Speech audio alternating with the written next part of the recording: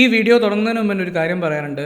ഇതിന് രണ്ട് ഭാഗങ്ങളുണ്ട്. രണ്ട് ഭാഗങ്ങൾ എന്ന് പറഞ്ഞു കഴിഞ്ഞാൽ പാർട്ട് 1 പാർട്ട് 2 അല്ല. ഇതിൻ്റെ ഓപ്പണിംഗ് ഫസ്റ്റ് ഹാഫ് എന്ന് പറയുന്നത് ലോക എന്ന് പറഞ്ഞിട്ടുള്ള സിനിമയുടെ റിവ്യൂ ആണ്. സെക്കൻഡ് ഹാഫ് എന്ന് പറയുന്നത് ലോക വേഴ്സസ് ഹൃദയപൂർവ്വം ഒരു കമ്പാരിറ്റീവ് അനാലിസിസ് ആണ്. അപ്പോൾ തുടങ്ങാം. വെൽക്കം ബാക്ക് ടു ജോട്ട് SP K.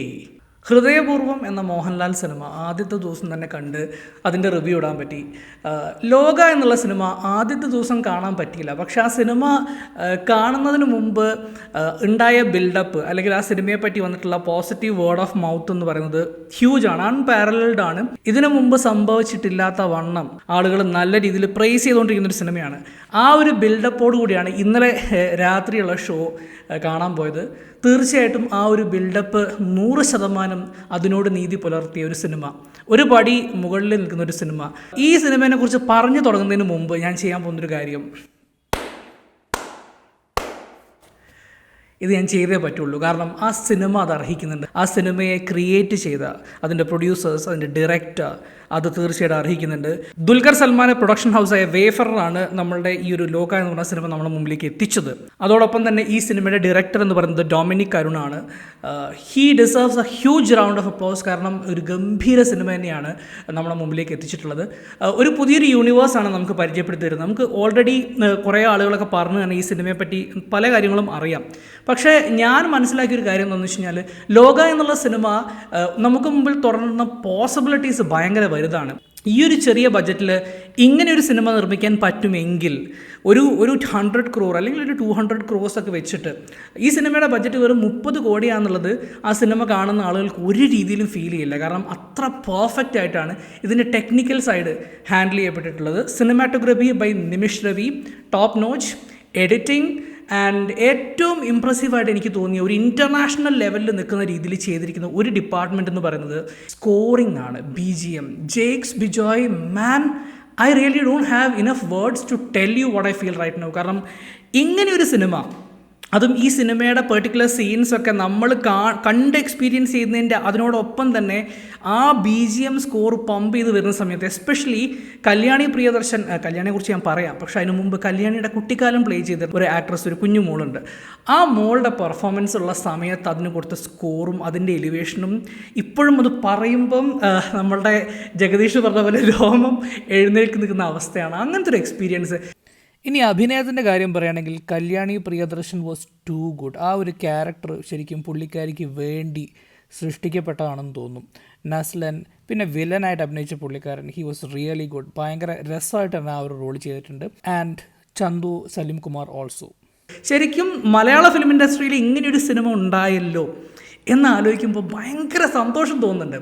ഈ സിനിമയെപ്പറ്റി ഒരുപാട് ഡിഫറെൻറ്റ് ഇൻഡസ്ട്രീസിലുള്ള ആളുകൾ ഡിസ്കസ് ചെയ്യുന്നത് കാണുമ്പം, അല്ലെങ്കിൽ ഇത് നോക്കി പഠിക്കുക, ഈ ഒരു ജോണറയിൽ വരുന്ന സിനിമ ഇങ്ങനെയാണ് ചെയ്യേണ്ടത് എന്ന് നമ്മളെ സിനിമയെ നോക്കി മറ്റു പലരും പറയുന്നത് കാണുമ്പം ഇവിടെ ഉണ്ടാകുന്നൊരു ഫീൽ എന്ന് പറയുന്നത് ഭയങ്കര സ്പെഷ്യലാണ്.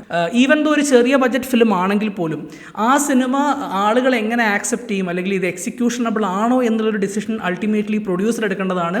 അത് ചെയ്ത Dulquer Salman as A producer ഒരു ബിഗ് സല്യൂട്ടാണ്. ഇനി നമ്മുടെ രണ്ടാം ഭാഗം, ഹൃദയപൂർവ്വം വെസസ് ലോക ചാപ്റ്റർ 1. ഈ ഒരു ഓണം മലയാളികൾക്ക് എത്രത്തോളം സ്പെഷ്യലായി മാറും, പ്രത്യേകിച്ച് സിനിമാ പ്രേമികളായ മലയാളികൾക്ക് എത്രത്തോളം സ്പെഷ്യലായി മാറും എന്നുള്ളതിന് നമുക്ക് വേറെ ഒന്നും പറയാനില്ല. കാരണം എന്താണെന്ന് വെച്ച് കഴിഞ്ഞാൽ, ഓണത്തിന് നല്ലൊരു ലാലേട്ടൻ പടം ഇപ്പുറത്ത് മലയാള സിനിമയുടെ തന്നെ ഫ്യൂച്ചർ എന്ന് നമുക്ക് മുൻപോട്ട് വെക്കാൻ പറ്റുന്ന രീതിയിലൊരു ഗംഭീര സിനിമ. ഈ രണ്ട് സിനിമകളും നല്ല രീതിയിൽ ക്രൗഡിനെ അട്രാക്ട് ചെയ്ത് തിയേറ്ററുകൾ വീണ്ടും പൂരപ്പറമ്പുകളായി മാറുന്നൊരു സിനാരിയോ വരിക എന്ന് പറഞ്ഞു കഴിഞ്ഞാൽ, ഇതിൽ കൂടുതൽ നമുക്ക് സന്തോഷിക്കാൻ വേറെ ഒരു റീസണും ഇല്ല. പക്ഷേ ഈ ഒരു സിനാരിയോ നടക്കുമ്പം ഇതിൻ്റെ ഇടയിൽ കൂടെ പണിയുന്ന വേറെ കുറച്ച് ടീംസ് ഉണ്ട്. അതായത് ഞാൻ വളരെ ക്ലിയർ ആയിട്ട് പറയാം, I'm not beating around the bush. ചില പ്രത്യേക ഫാൻസ് എന്ന് പറയുമ്പം മമ്മൂക്ക എന്നുള്ള ലെജൻഡറി ആക്ടർ, മമ്മൂക്കയെ ഞാൻ എത്രത്തോളം റെസ്പെക്റ്റ് ചെയ്യുന്നുണ്ട് എന്നുള്ളത് എൻ്റെ ബാക്കിയുള്ള കുറച്ച് വീഡിയോസ് നിങ്ങൾ കണ്ടു കഴിഞ്ഞാൽ നിങ്ങൾക്ക് മനസ്സിലാവും. പക്ഷേ മമ്മൂക്ക ഫാൻസിൽ തന്നെ ടോക്സിക് ആയിട്ടുള്ള കുറച്ച് ആളുകളുണ്ട്. The same is with Mohanlal also. ഒരുപാട് മോഹൻലാൽ ഫാൻസ് ടോക്സിക് ആണെന്നുള്ള കാര്യത്തിൽ യാതൊരു സംശയമില്ല. പക്ഷേ ഈ ടോക്സിക് ഫാൻസ് ചെയ്യുന്നത് എന്താണ്? മോഹൻലാലിൻ്റെ ഒരു സിനിമ ഓണത്തിനിറങ്ങി നല്ല പോസിറ്റീവ് റിവ്യൂ കിട്ടിയ ശേഷവും ആ സിനിമ ലോകയ്ക്ക് പിന്നിലാണ് കളക്ഷൻ്റെ കാര്യത്തിൽ എന്നുള്ളത് പറഞ്ഞിട്ട് അവരെ സ്വയം അവരുടെ ആ ഒരു കുരുപൊട്ടൽ ഇങ്ങനെ സമാധാനിപ്പിക്കുകയാണ്. അവരോട് വേറെ ഒന്നും പറയാനില്ല. കാരണം എന്താ വെച്ചാൽ നിങ്ങൾക്ക് വേറെ ഒരു വഴിയില്ല. നിങ്ങളുടെ അവസ്ഥ അത്രയും ദയനീയമാണ്. ഒരു 3 സിനിമകൾ മോഹൻലാലിൻ്റെ വരിയായിട്ട് ഇപ്പം ബ്ലോക്ക് ബസ്റ്റേഴ്സ് എന്ന രീതിയിൽ വരുമ്പം നാച്ചുറലി നിങ്ങളുടെ ഉള്ളിലുണ്ടാകുന്ന ആ ഒരു ഈർഷ്യയും ആ ഒരു അമർഷവും ഒക്കെ ഉണ്ടല്ലോ, അത് സോൾവ് ചെയ്യാൻ വേണ്ടി നിങ്ങൾ ചെയ്തുകൊണ്ടിരിക്കുന്ന ഒരു സൈക്കോളജിക്കൽ സാധനമാണിത്. നിങ്ങൾക്ക് അതിൽ നിന്നാണ് സന്തോഷം കിട്ടുന്നത്. നിങ്ങളത് ചെയ്തോളൂ, that's not a problem. But what I'm trying to tell you is that let us check the facts right now. എന്താണ് ഇപ്പോൾ യഥാർത്ഥത്തിൽ സംഭവിച്ചുകൊണ്ടിരിക്കുന്നത്?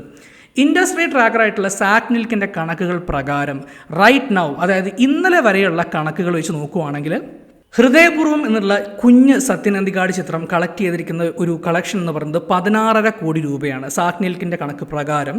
ഇനി നമ്മൾ ലോകയിലേക്ക് വരികയാണെങ്കിൽ, ലോക എന്നുള്ള 30 crore ബജറ്റ് ഒരു ചെറിയ സ്റ്റാർ കാസ്റ്റ് വെച്ചിട്ടുള്ള ഒരു സിനിമ എന്ന് നമുക്ക് പറയാൻ പറ്റില്ല. കാരണം ഇതിനകത്ത് ദുൽഖർ സൽമാൻ ഉണ്ട്, ടൊവിനോ ഉണ്ട്, മറ്റു പല ആളുകളുമുണ്ട്.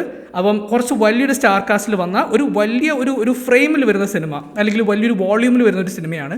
ഈ സിനിമയുടെ കളക്ഷൻ റൈറ്റ് നൗ ഇന്നലെ വരെയുള്ള കണക്ഷൻ വെച്ചിട്ടാണെങ്കിൽ 18 കോടി ഗ്രോസിലാണ് നിൽക്കുന്നത്. സോ ഡെഫിനറ്റ്ലി ഹൃദയപൂർവ്വത്തിന് മുകളിലാണ്.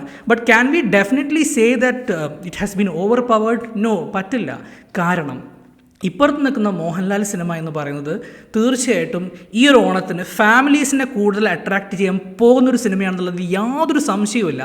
മറുഭാഗത്ത് നിൽക്കുന്ന ലോക എന്നുള്ള ഇൻഡസ്ട്രിയുടെ ഫ്യൂച്ചർ തന്നെ ആയി മാറാൻ സാധ്യതയുള്ള സിനിമയെ ഏറ്റവും കൂടുതൽ ആക്സെപ്റ്റ് ചെയ്യുന്ന യൂത്താണ്. കാരണം ഇന്നലെ ഞാൻ ആ തിയേറ്ററിൽ പോയി കണ്ട കാഴ്ച എന്ന് വെച്ച് കഴിഞ്ഞാൽ 90% ഓഡിയൻസും യങ്സ്റ്റേഴ്സാണ്. യങ്സ്റ്റേഴ്സിൻ്റെ സപ്പോർട്ടാണ് ഈ സിനിമയ്ക്ക് ഭയങ്കരമായി കിട്ടുന്നത്. ഇവരാണ് സോഷ്യൽ മീഡിയ ഡോമിനേറ്റ് ചെയ്തിരിക്കുന്നത്. സോഷ്യൽ മീഡിയയിൽ വരുന്ന ഇത്തരത്തിലുള്ള കാര്യങ്ങളാണ് ഒരു പക്ഷേ ആളുകളെ കൺഫ്യൂസും കൂടെ ചെയ്യിപ്പിക്കുന്നത്. So let me put this very straightly, ഈ 2 സിനിമകളും ഇൻഡിപെൻഡൻ്റ്ലി സക്സസ്ഫുൾ ആകുമെന്ന കാര്യത്തിൽ യാതൊരു സംശയമില്ല.